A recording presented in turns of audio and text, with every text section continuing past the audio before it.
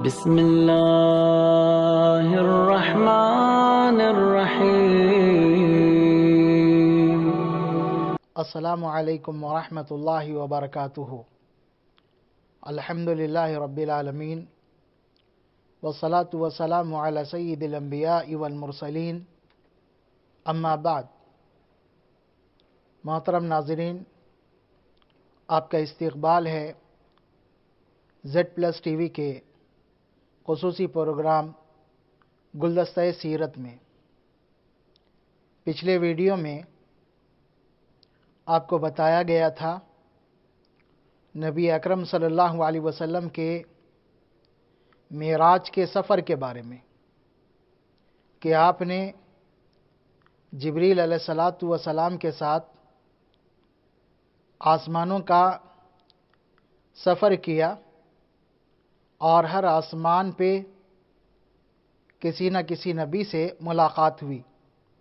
پہلے آسمان پہ آدم علیہ السلام، دوسرے آسمان پر یحییٰ و عیسیٰ علیہ السلام، تیسرے آسمان پر یوسف علیہ السلام، چوتھے آسمان پر ادریس علیہ السلام، اور پانچویں آسمان پر ہارون علیہ السلام، اور چھٹویں آسمان پر موسیٰ علیہ السلام، اور ساتویں آسمان پر ابراہیم علیہ السلام۔ ان انبیاء سے ملاقات کے بعد جبریل نے آپ صلی اللہ علیہ وسلم کو سدرۃ المنتہا لے گئے۔ سدرۃ المنتہا کے بارے میں نبی اکرم صلی اللہ علیہ وسلم نے اپنی احادیث میں جو تفصیل بتائی اس کا ذکر کیا گیا، کہ آپ نے سدرۃ المنتہا کے بارے میں بتایا کہ اس کے پھل حجر کے مٹکوں کی طرح تھے۔ حجر ایک علاقے کا نام، اور وہاں کے مٹکے اس زمانے میں مشہور تھے جو کافی بڑے ہوا کرتے تھے۔ اور پھر اس کے پتوں کے تعلق سے بتایا کہ ہاتھیوں کے کان کی طرح تھے۔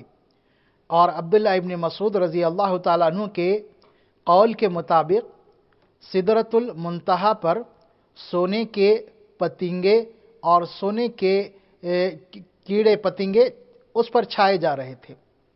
جبریل علیہ السلام نے وہاں پر آپ کو چھوڑ دیا اور آپ آگے چلے گئے۔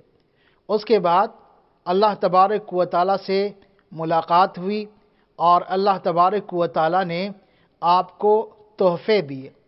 اور پھر نبی اکرم صلی اللہ علیہ وسلم کو جنت کی سیر کرائی گئی، اور جنت کی سیر کراتے وقت نبی اکرم صلی اللہ علیہ وسلم نے جنت کے بھی بہت سارے منظر بیان کیے، اور آپ صلی اللہ علیہ وسلم نے جنت میں کیا کیا چیزیں دیکھی اس کا بھی ذکر کیا گیا۔ جیسے نہر کوثر آپ نے دیکھی جو آپ کو اللہ تبارک و تعالیٰ عطا کرے گا، ویسے ہی اللہ تبارک و تعالیٰ نے جبریل علیہ السلام کے ذریعے فرعون کی بیٹی کی مشاطہ کے بارے میں بتایا، اور بھی بہت ساری چیزیں آپ صلی اللہ علیہ وسلم نے جنت میں دیکھی۔ اس کے بعد آپ کو جہنم کے بارے میں بتایا گیا، اور جہنم کے منظر آپ نے دیکھے۔ جہنم جس کا اکثر و بیشتر عذاب آگ کا ہوگا، اور پھر اللہ تبارک و تعالیٰ نے جہنم پر بہت سارے فرشتے مقرر کیے۔ ان فرشتوں پر ایک داروغہ بھی ہے۔ نبی اکرم صلی اللہ علیہ وسلم کو لیے جبریل پہنچتے ہیں، اور آپ صلی اللہ علیہ وسلم سے کہتے ہیں داروغہ جہنم کو سلام کرو، لیکن ادب کا تقاضا کرتے ہوئے وہ خود نبی اکرم صلی اللہ علیہ وسلم کی شان کا لحاظ کرتے ہوئے آپ کو سلام کرتا ہے۔ اس کے بعد جبریل علیہ السلام اس کا تعارف کراتے ہیں کہ یہ مالک ہے داروغہ جہنم۔ نبی اکرم صلی اللہ علیہ وسلم نے اس کی کیفیت اور اس کا حلیہ بیان کیا، جو ہنسی اور ایسی دوسری چیزوں سے بالکل عاری تھا اور بہت سخت تھا۔ قرآن مجید میں بھی اللہ تبارک و تعالیٰ نے مالک داروغہ جہنم کا ذکر کیا۔ ایک مقام پر اللہ تبارک و تعالیٰ جہنمیوں کا ذکر کرتے ہوئے ارشاد فرماتا ہے وَنَادَوْا يَا مَالِكُ لِيَقْضِيَ عَلَيْنَا رَبُّكَ قَالَ إِنَّكُمْ مَاكِثُونَ۔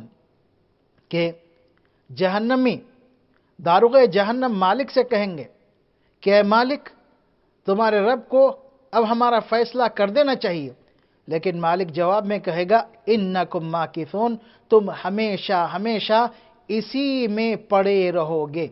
اس کے بعد نبی اکرم صلی اللہ علیہ وسلم کو جہنم کے اور بھی بہت سارے مناظر دکھائے گئے۔ ان میں سے ایک کے تعلق سے نبی اکرم صلی اللہ علیہ وسلم بیان فرماتے ہیں کہ میں نے کچھ لوگوں کو دیکھا ہے وہ مردار گوشت کھا رہے ہیں۔ تو آپ کہتے ہیں میں نے جبریل سے پوچھا کہ جبریل یہ کون ہے؟ تو جبریل علیہ السلام نے کہا کہ یہ وہ لوگ ہیں جو دنیا میں اپنے بھائیوں کا گوشت کھایا کرتے تھے۔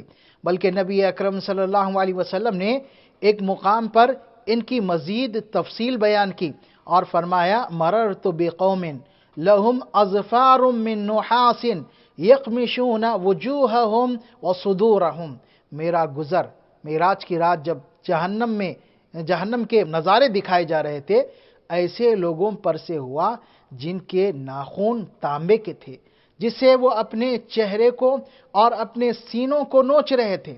میں نے جبریل سے سوال کیا کہ اے جبریل یہ کون لوگ ہیں؟ تو جبریل علیہ السلام نے جواب میں ارشاد فرمایا، کہا کہ ہؤلاء یاکلون لحوم الناس ویقعون فی اعراضہم، یہ وہ لوگ ہیں جو لوگوں کا گوشت کھایا کرتے تھے اور ان کی عزتوں کو اچھالا کرتے تھے۔ نبی اکرم صلی اللہ علیہ وسلم فرماتے ہیں آگے جانے کے بعد میں نے ایک شخص کو دیکھا جو سرخ رنگ کا تھا، آنکھیں اس کی نیلی تھی اور بڑا پراگندہ حال تھا۔ میں نے جبریل سے پوچھا کہ جبریل یہ کون ہیں؟ تو جبریل علیہ السلام نے کہا کہ یہ وہ شخص ہے جس نے صالح علیہ السلام کی اونٹنی کو قتل کیا تھا۔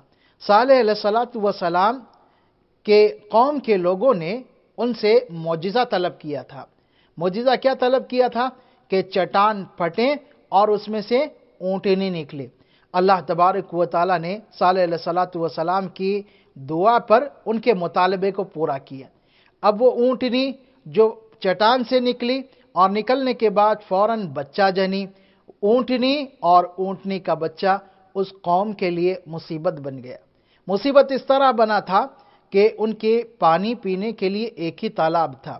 جب یہ اونٹنی اور بچہ چلے جاتے تو وہ تالاب خالی کر دیتے، جس سے لوگوں کو پانی کی بہت کمی محسوس ہونے لگی، بلکہ جن کے پاس جانور زیادہ تھے وہ پانی کے لیے پریشان ہونے لگے۔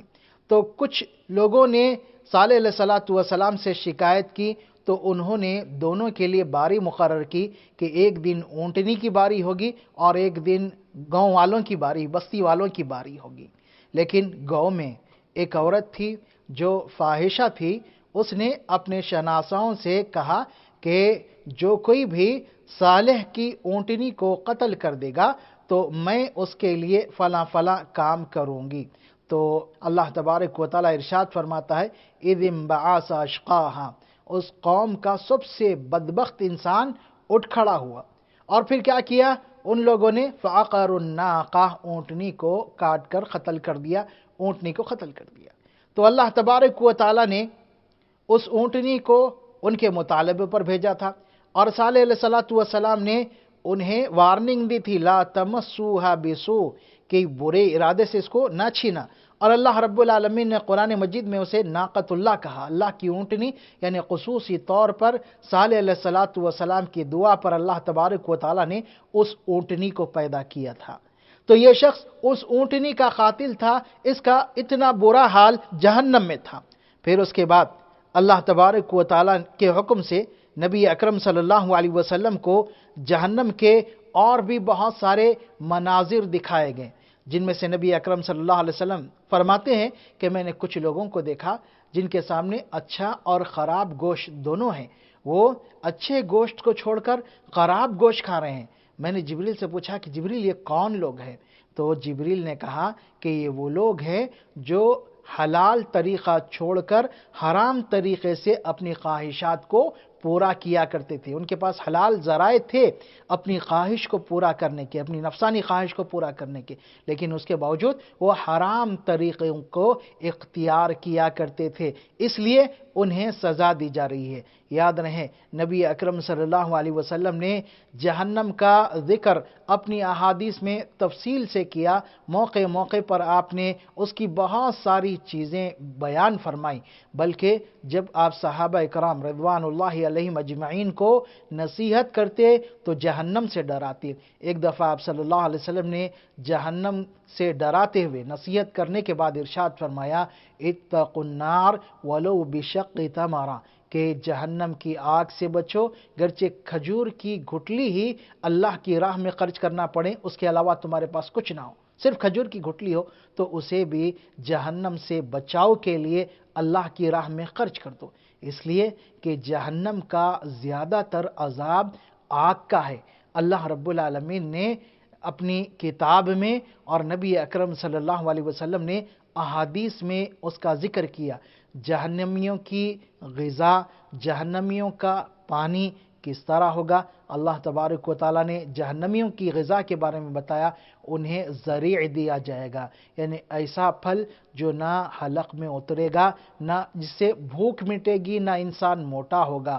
اور زقوم کا ذکر کیا گیا، وہ بھی ایک کانٹے دار درخت۔ اسی طریقے سے اللہ تبارک و تعالیٰ نے ماء حمیم کا ذکر کیا، کھولتا ہوا گرم پانی، اور اسی طرح کے بہت سارے بھیانک الفاظ قرآن مجید میں آئے ہیں۔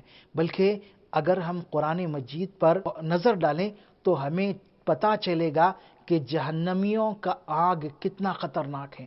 اللہ تبارک و تعالیٰ ارشاد فرماتا ہے ایک مقام پر کہ قطیت لہم ثیاب من نار، کہ جہنمیوں کے لیے آگ کے کپڑے کاٹے جائیں گے، آگ کو کپڑے کی شکل دی جائے گی اور آگ کے کپڑے کاٹے جائیں گے، اور پھر تارکول کی ٹوپی ہوگی اور اس کو بھی آگ، اس پر بھی آگ پیش کی جائے گی، وجوہہم تغشا وجوہہم النار، ان کے چہروں کو، ٹوپی تو تارکول کی ہوگی، چہروں کو آگ ڈھانک لے گی، چہروں پر بھی آگ آئے گی۔ بلکہ یہیں بس نہیں، بلکہ اللہ تبارک و تعالیٰ فرماتا ہے لہم من جہنم میہاد ومن فوقہم غواش، کہ جہنمیوں کے لیے جہنم کا ہی یعنی آگ کا بچھونا ہوگا، آگ کا اوڑھنا ہوگا، آگ ہر طرف سے انہیں گھیری ہوئی ہوگی، اور وہ آگ کے عذاب سے تنگ آ کر داروغ جہنم سے کہیں گے وَنَادَوْا يَا مَالِكُ لِيَقْضِي عَلَيْنَا رَبُّكَ، کہ اے مالک تمہارے رب کو اب تو ہمارا فیصلہ کر دینی چاہیے۔ مالک جواب میں کہے گا اِنَّكُمْ مَاكِثُونَ، نہیں، اب تم ہمیشہ یہیں پر پڑے رہو گے۔ تو اللہ نے سزا دینے کے لیے جہنم سے لگائی ہے اور جہنم سے ڈرایا ہے، لیکن ہم اللہ رب العالمین کے عذاب سے نہیں ڈر رہے ہیں، جہنم سے نہیں ڈر رہے ہیں، بلکہ اس کی کوئی فکر ہمیں نہیں رہ گئی ہے۔ ہمیں چاہیے کہ قرآن مجید کا مطالعہ کریں، اسے ترجمہ تفسیر کے ساتھ پڑھیں، تاکہ جہنم اور جنت کے بارے میں ہمارے دل میں بہت ساری باتیں آ جائیں، اور پھر اس سے ہمارے دل میں اللہ کا خوف، جہنم کا خوف پیدا ہو، تاکہ ہم اس کے لیے تیاری کر سکیں۔ اللہ تبارک و تعالی ہمیں عمل کی توفیق عطا فرمائے۔